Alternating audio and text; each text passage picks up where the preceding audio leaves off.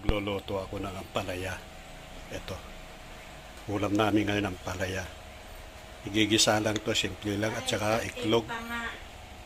Tatlong iklog ang ilalagay ko. Iiwain ko muna to, tapos para matanggal yung pakla niya, bababad ng asin, bubudburan ng asin, kaya ihiwain ko muna to, ampalaya.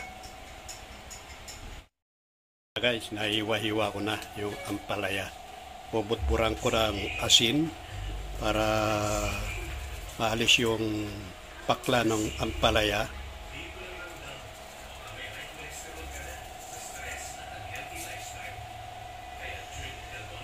Kahit nadamihan yung asin, okay lang para madaling maalis yung pakla ng ampalaya.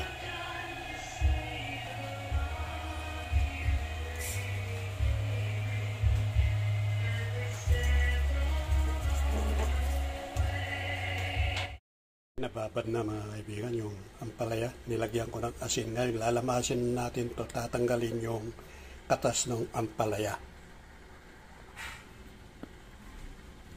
para mawala yung kanyang pait, pakla.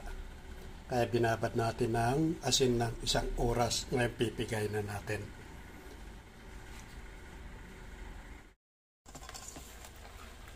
Para maalis yung pakla, yung pait. Kaya lalamasin natin.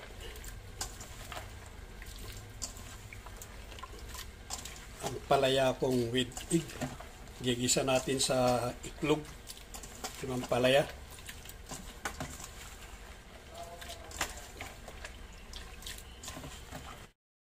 Ayun, daming katas, oh. Katas ng ampalaya.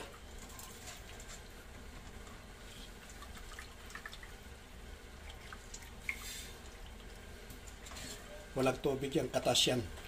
Yung tinanggal natin ng pagpipiga.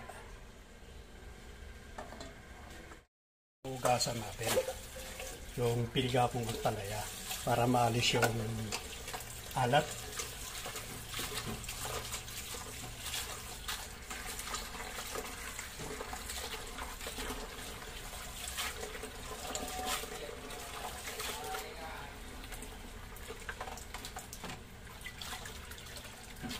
Tapos pipigayin ulit.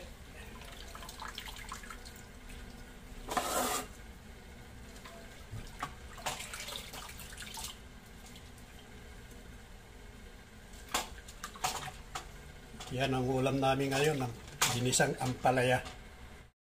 Yan, magigisa na tayo. Shopee. Shopee ba? Shopee.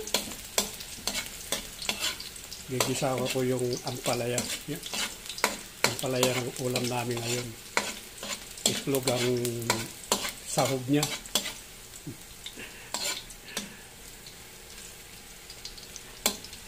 Simpleng luto.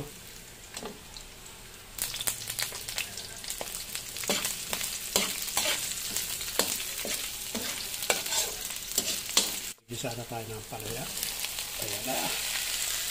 Yan ang ulam namin, ng ampalaya with itlog.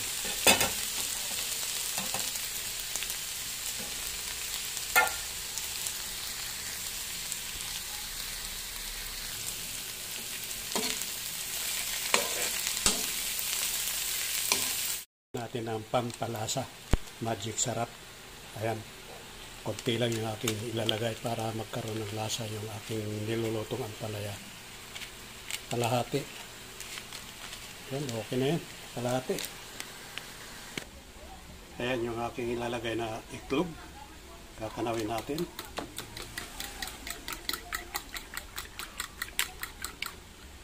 Siyang ilalagay ko dun sa ampalaya na aking niluluto. Ganyan lang, simple lang mga kaibigan, yung aking niluluto ng ampalaya. Ayan, okay na yan. Kaya pwede na, ilagay na natin yung itlog. Ito.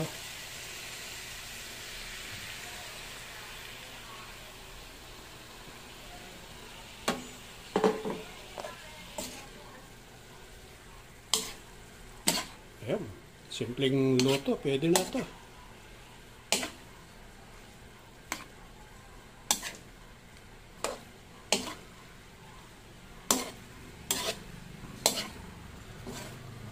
konting halo pa.